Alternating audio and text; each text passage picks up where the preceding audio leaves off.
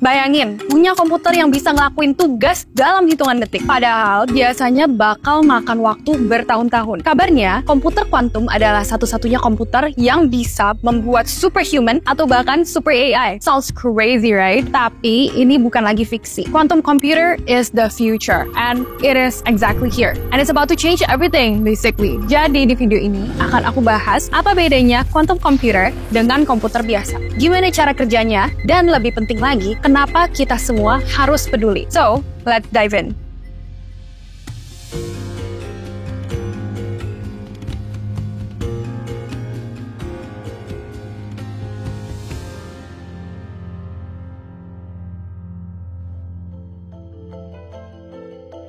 Udah siapin kan cemilan kamu? Mari kita mulai. Starting with some seriously wild fact. Kalian tahu gak kalau quantum computer itu bisa menghancurkan rekor kecepatan pemrosesan data? Faktanya, di tahun 2019, Google mengklaim bahwa quantum computer mereka yang namanya Sycamore berhasil menyelesaikan sebuah masalah dalam waktu 200 detik aja. Yang bakal butuh waktu sampai, drum rolls, 10.000 tahun. Gila. Bayangin deh, kalian punya masalah yang butuh ribuan tahun untuk dipecahin pakai komputer biasa. Terus, quantum computer be like, tenang aja, gue bisa selesain dalam 3 menit. Mind blowing gak sih? Fakta lain dari IBM punya quantum computer yang disebut IBM Quantum System 1, yang beroperasi di suhu yang sangat rendah seperti suhu di luar angkasa, atau setara 0 absolut. Ini suhu di mana atom hampir berhenti bergerak. Suhu ini penting supaya qubit tetap stabil dan bisa bekerja tanpa gangguan dari lingkungan sekitar. Quantum computer dari IBM mempunyai kemampuan untuk menjalankan algoritma yang sangat kompleks. Dan gak cuman Google sama IBM aja dong yang terjun ke dunia quantum computing ini. Perusahaan besar seperti Microsoft dan Intel juga ikut nimbrung karena mereka tahu masa depan teknologi bakal ditentukan oleh kemampuan quantum computing.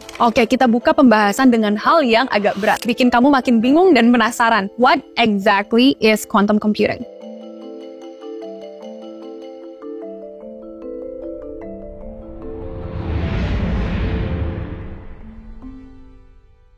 Quantum computer itu basically komputer generasi masa depan yang nggak lagi ngandelin bit tradisional untuk ngolah data. Komputer biasa seperti laptop, desktop, atau smartphone kalian mengolah data menggunakan sistem biner di mana semuanya direpresentasikan dengan 0 atau 1. Tetapi quantum computer ini beda karena dia ngolah data pakai sesuatu yang disebut qubit. Qubit ini beda dari bit biasa karena dia nggak cuma berada di posisi 0 atau 1, tapi bisa juga 0 dan 1 secara bersamaan. Fenomena ini dikenal sebagai superposition. Kebayang nggak guys? Ini kayak kamu bisa jadi ada di dua tempat sekaligus. Mind blowing banget kan? Nanti aku akan bahas lebih detail soal superposition. Sekarang biar lebih paham, yuk kita bandingin quantum computer dengan komputer biasa. Pertama, cara kerja komputer biasa itu udah kayak yang aku mention tadi. Kalau dia masih bekerja dengan memproses bit dalam kondisi 0 atau 1. Bit ini ibarat saklar lampu deh. Ya bisa nyala atau bisa mati. Terus kalau kalian baca buku juga, kalian harus baca satu persatu kan setiap halamannya. Nggak bisa sekaligus. Nah, quantum computer ini seperti bisa baca banyak halaman dalam waktu yang bersamaan karena berkat superposition tadi. Quantum computer bekerja pakai qubit yang bisa berada dalam dua kondisi 0 sekaligus 1. Jadi memungkinkan komputer ini melakukan banyak perhitungan sekaligus. Kedua, kecepatan memproses. Walaupun ada sih komputer biasa yang sangat cepat seperti superkomputer, mereka tetap butuh banyak waktu untuk menyelesaikan tugas yang super kompleks. Dan tugas kompleks ini bukan hanya web browsing aja ya seperti biasa. Contohnya, butuh bertahun-tahun untuk simulasi cuaca di dunia secara detail atau buat memecahkan algoritma enkripsi yang canggih. Sedangkan quantum computer ini bisa menyelesaikan tugas yang sama hanya dalam hitungan menit. Seperti yang diklaim dengan Google, quantum computernya Google bisa menyelesaikan masalah kompleks hanya dalam waktu 200 detik. Tapi biasanya dengan gampangnya komputer ini memecahkan masalah, bahkan memecahkan enskripsi data, pasti nanti akan bermunculan masalah dong ya. Apakah semua akun kita yang terenskripsi seperti password itu akan kehack? Nah, itu nanti akan kita discuss. Tapi coba bayangin, kalau kalian mempunyai komputer secepat ini seperti quantum computing, hal pertama yang akan kalian lakuin apa? Nah, yang ketiga, kemampuan pengolahan data. Setiap kali komputer biasa memproses data, dia memproses bit satu persatu secara linear. Kalau masalahnya besar dan kompleks, perlu waktu yang lama buat nyelesain. Sebelumnya aku udah mention, kalau quantum computer bisa berada di dua keadaan sekaligus. Mereka bisa seperti eksplorasi banyak solusi sekaligus. Ini berarti kalau kita kasih masalah kompleks, quantum computer bisa ngasih semua kemungkinan solusi secara bersamaan. Makanya, quantum computer bisa bantu banget di bidang yang butuh simulasi besar, seperti riset obat, prediksi pasar finansial, finansial, atau bahkan modeling iklim. Nah, quantum computer ini juga mempunyai beberapa komponen utama yang unik dan nggak akan kamu temukan di komputer biasa. Coba kita bahas beberapa dari komponen ini. Pertama, qubit. Qubit adalah jantung dari quantum computer. Qubit adalah unit informasi terkecil dalam quantum computing, tapi mempunyai kekuatan super berkat prinsip-prinsip quantum seperti superposition dan juga entanglement. Superposition udah kita bahas tadi, tapi ada lagi satu konsep yang penting, yaitu entanglement. Ketika dua qubit di-entangle, mereka terhubung dengan cara yang misterius. Kalau satu qubit berubah, yang lainnya juga akan langsung berubah, meskipun jaraknya bisa ribuan kilometer. Ini yang bikin quantum computing jadi lebih efisien, karena dua qubit bisa berkomunikasi tanpa butuh jalur fisik. Kedua, cryogenic system. Quantum computer nggak bisa beroperasi di suhu kamar, guys. Mereka butuh suhu yang sangat rendah, bahkan lebih dingin dari luar angkasa. Kebanyakan quantum computer harus didinginkan ke 15 mili Kelvin atau sekitar 273 derajat Celcius untuk memastikan qubit tetap stabil. Sistem cryogenic ini ibaratnya adalah lemari pendingin super canggih yang menjaga qubit agar tetap bisa beroperasi tanpa terganggu oleh noise dari lingkungan sekitar. Nah, another component disebut quantum gate. Quantum gate adalah logika yang digunakan quantum computer buat ngelakuin operasi pada qubit, sama kayak pintu logika atau logic gate di komputer biasa. Bedanya, quantum gate bisa ngelakuin operasi jauh lebih kompleks karena melibatkan superposition dan entanglement tadi. Yang keempat, QPU. Kalau di komputer biasa, kita punya CPU atau GPU sebagai otak komputasi. Di quantum computer ada QPU. QPU bisa menangani perhitungan yang jauh lebih kompleks dan cepat dibandingkan dengan CPU atau komputer biasa. Ya, karena superposition tadi. So guys, quantum computer ini benar-benar beda kelas dibandingkan dengan komputer biasa yang kita pakai sehari-hari. Dari cara kerja sampai komponennya, semuanya didesain untuk menyelesaikan masalah-masalah yang super kompleks yang tidak bisa diselesaikan oleh komputer biasa. Nah, nextnya, aku sebenarnya pengen masuk ke inti dari teknologi quantum computer ini, ilmu sains di baliknya. Apa yang bikin mesin ini super canggih dibanding komputer biasa? Semua kembali ke dunia yang sangat kecil, yaitu fisika kuantum. Beda sama fisika biasa, yang biasanya ngomongin tentang gravitasi, Newton, dan lainnya, quantum physics memang lebih kompleks, yang membahas hal-hal yang super kecil seperti atom. Contohnya, kondisi quantum computer yang bisa ada di dua kondisi sekaligus. Itu bagaimana caranya? Nah, semuanya itu dijelaskan dalam quantum physics. Masih ingat kan istilah superposition dan juga entanglement tadi? Jadi sebenarnya mereka itu apa? Let me tell you in a simple way. Jadi kalau kita bandingkan, komputer biasa ini hanya bisa memproses satu hasil saja, yaitu 0 sampai 1, antara itu 0, 1, 2, 3, 4, 5, 6. Kalau quantum computer ini bisa memberikan hasil semuanya. Semua probabilitas bisa dibuka oleh komputer ini. Dan ketika kita mengintip atau memilih untuk melihat hasilnya, baru quantum computer ini bisa memberikan kita hasil yang kita mau berdasarkan data yang sudah diolah. Nah, superposition di sini bisa memungkinkan quantum computer untuk melakukan multiple perhitungan sekaligus. Superposition juga bisa bikin quantum computer mengeksplorasi lebih banyak kemungkinan dan solusi secara bersamaan. So, the higher probability of you finding the solution. On the other hand, let's talk about entanglement. Jadi, entanglement itu seperti magic dalam quantum physics. Kalau kamu bayangin, kamu punya dua qubit dan mereka di-entangle atau terhubung satu sama lain. Setelah mereka terhubung, mereka akan terus saling mempengaruhi meskipun dipisah oleh jarak yang sangat jauh, yang seperti aku sudah info di awal video. Bahkan kalau jaraknya sejauh 1000 km, kalau kamu mempengaruhi salah satu qubit, yang satunya juga akan langsung berubah. Ini seperti kamu punya teman di benua lain, tapi kalau kamu ngangkat tangan, teman kamu juga akan ikutan ngangkat tangan yang sama. Inilah yang bikin quantum computer punya kekuatan pemrosesan yang jauh di atas komputer klasik.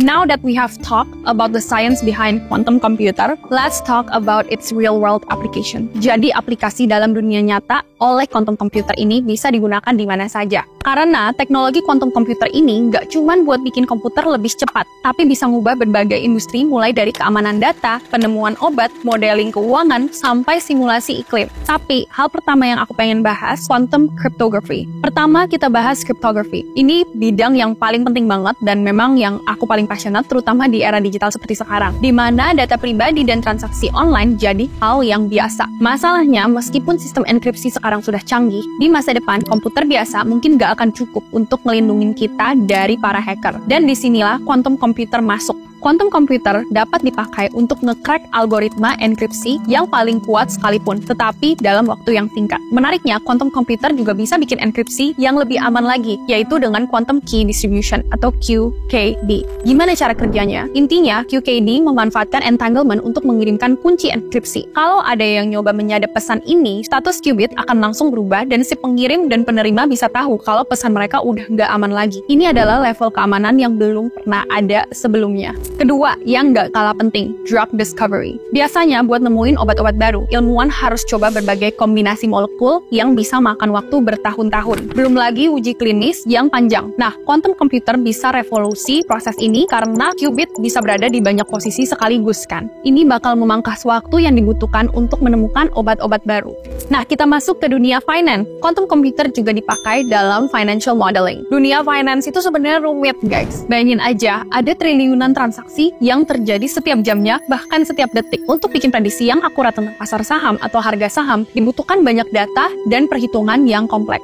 Oke, terakhir, contoh real world application dari semua industri yang ada di luar sana, yaitu climate modeling. Ini nggak kalah penting, karena climate modeling untuk permasalahan iklim itu adalah hal yang super kompleks. Bumi ini punya banyak elemen yang saling berinteraksi. Atmosfer, lautan, hutan, suhu, tekanan angin, dan masih banyak lagi. Jadi untuk memprediksi perubahan iklim secara akurat, kita butuh mensimulasikan semua variabel ini dengan presisi yang tinggi. Masalahnya dengan komputer biasa, again and again, kita butuh waktu yang lama untuk mensimulasikan iklim secara detail, walaupun sudah dibantu dengan adanya AI. Quantum computer bisa mempercepat proses simulasi ini, karena mereka bisa bekerja secara paralel di banyak skenario sekaligus. Nah, kemarin bahkan lagi ada yang rame soal isu gempa bumi megatrust. Di masa depan, hal-hal kayak gini tuh bukan cuma prediksi general yang nggak tahu kapan terjadinya. Detailnya di mana, skalanya berapa, sampai magnitudenya berapa. Mungkin menggunakan teknologi quantum computer, kita bisa lebih detail prediksi soal cuaca, iklim, dan bisa mitigasi bencana dengan akurat.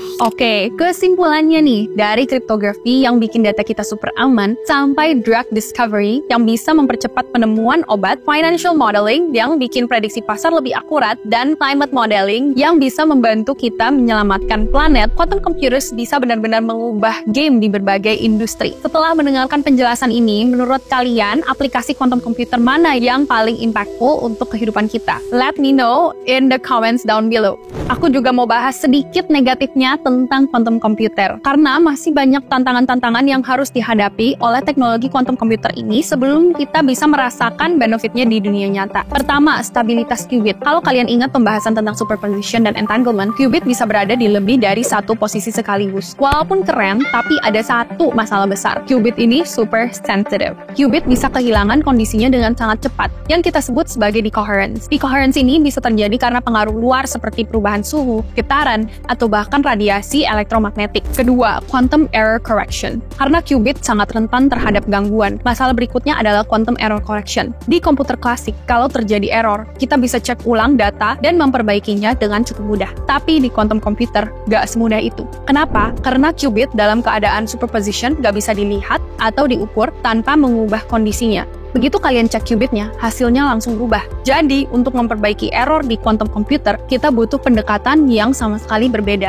Quantum error correction ini memang masih jadi tantangan besar dalam dunia penelitian. Untuk melindungi satu aja qubit dari error, kita butuh ratusan qubit lainnya untuk membackup data dan membantu memperbaiki error yang sudah terjadi atau mungkin terjadi. Jadi kira-kira kalian rela gak punya komputer super powerful tapi setiap beberapa detik error? Atau kalau nggak mau error, kamu harus punya jutaan komputer super powerful lainnya. Jadi yang pastinya ini masih belum super efisien, dan yang kedua costly atau mahal biayanya. Ngomong-ngomong tentang biaya, masih ada biaya lain untuk mempertahankan si quantum computer ini. Yang pertama, balik lagi ke suhu yang harus ada di sekeliling quantum computer. Pasti biaya operasional untuk bahkan menjalankan ruangan dalam suhu yang super dingin seperti luar angkasa, itu mahal. Kemudian kedua, maintenance juga dari hardware ke software di quantum computer ini. Siapa yang akan membayarkan biaya-biaya ini kalau bukan ya pemerintah atau institusi besar, yang pastinya akan sulit untuk dilakukan oleh para individu atau pemain retail.